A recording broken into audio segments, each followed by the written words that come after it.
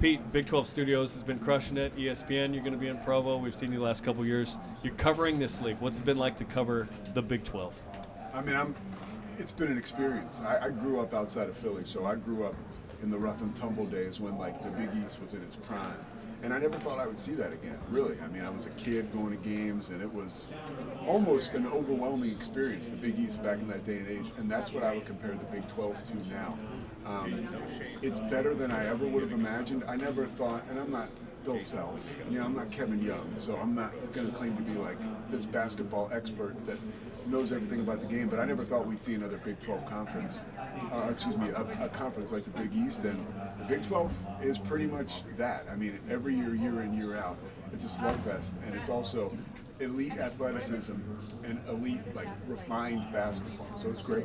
If John Thompson comes through that door with a big old towel, we'll know it's the Big East again, which is crazy. Yeah, exactly. I loved AI versus Ray Allen in that Big East final. Like, so much fun.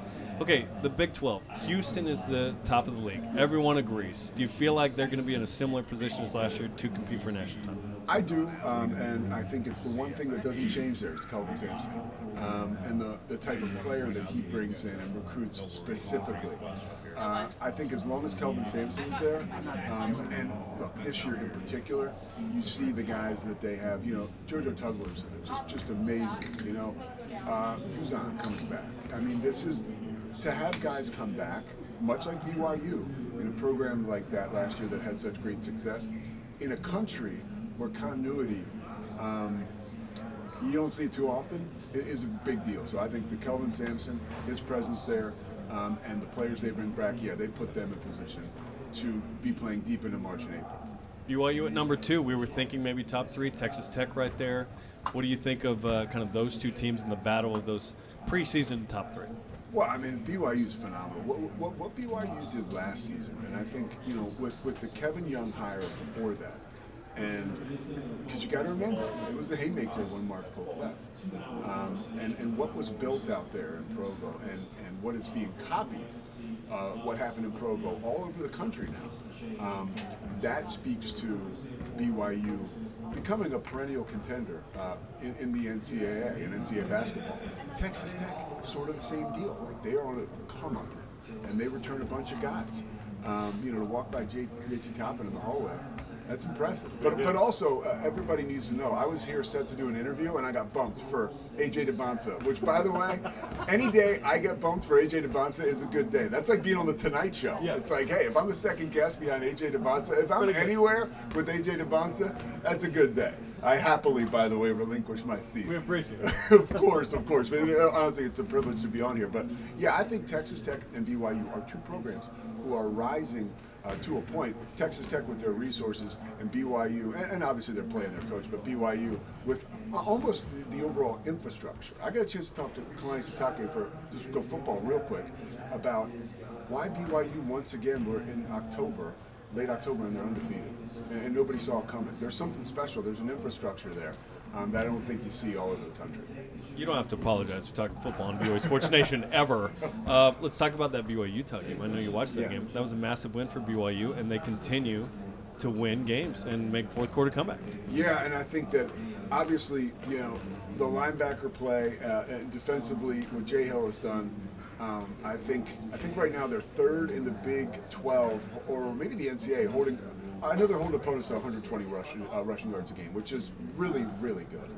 And when you have an offense with, it seems like every week the playbook gets expanded a little bit more for Bear Bachmeier. And I don't know that he even needs any more time, right? He seems certainly ready for it. The thing that I've been impressed the most about with BYU is Bear Bachmeier and how quickly he gets rid of the ball. When you look at freshman quarterbacks, that is something that separates Bear Bachmeier from the rest of the pack, really. I think his release point and his confidence, and Kalani Sitake, right, has said, and he told us on Big 12 the other day, the last guy to go 6-0 as a freshman was Hank Bachmeier, which is, I mean, there's something to that as well. But I really like BYU and where they're going this year. Big game with Iowa State. An Iowa State team that's lost 2 in a row, coming off a bye week. BYU has an opportunity to prove themselves. 0-5 the Cougars are. I thought you were going to say that, so I jumped in. I apologize. 0-5 all time. It's a dangerous game. There's a reason why the guys in Vegas have Iowa State favored. At the end of the day, I think I think BYU will win, and I think it will be. Now, I don't have a crystal ball, right? But that's, if you were to ask me, which you didn't, by the way, you just said, what do I think of the game? But I think that is a game where if BYU can win on the road in a hostile environment, that'll be a signature win, and that will, I think, be a turning point to be like, okay, this team's going to be playing in Arlington. What's the two-bid scenario for the Big 12? Because Texas Tech losing didn't help the league. Yeah, I think that the best two-bid scenario is BYU and Texas Tech, right? I think that they end up in Arlington playing against each other. Whoever, because there's plenty of chaos left in college football. We do this every year, as you well know, right? We look at, okay, here's how it is, and then all of a sudden things go crazy. I think some things will kind of get tricky, but at the end of the day, I think it's going to be BYU and Texas Tech.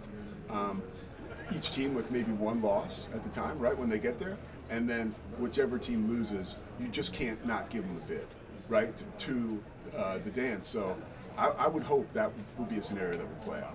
The hope is the committee rewards a two-loss Big 12 team. The fear is that they don't, and they look at the SEC and Big 10 and go, well, strength of schedule this, strength of schedule, and the Big 12's tough too. I do want to ask you, as a play-by-play in this league for the Big 12 and on ESPN, what you're looking forward to in terms of BYU games and other games in this league. Is this competition in this league is always fun because it goes way deep.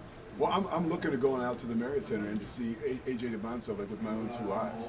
You know, I got a chance to watch a lot of the preseason games, or the All-Star games like McDonald's, the Hoop Summit, and Tunde Yesufu is really good. Like, I really look forward to seeing those two guys playing against each other. Cole and Pete.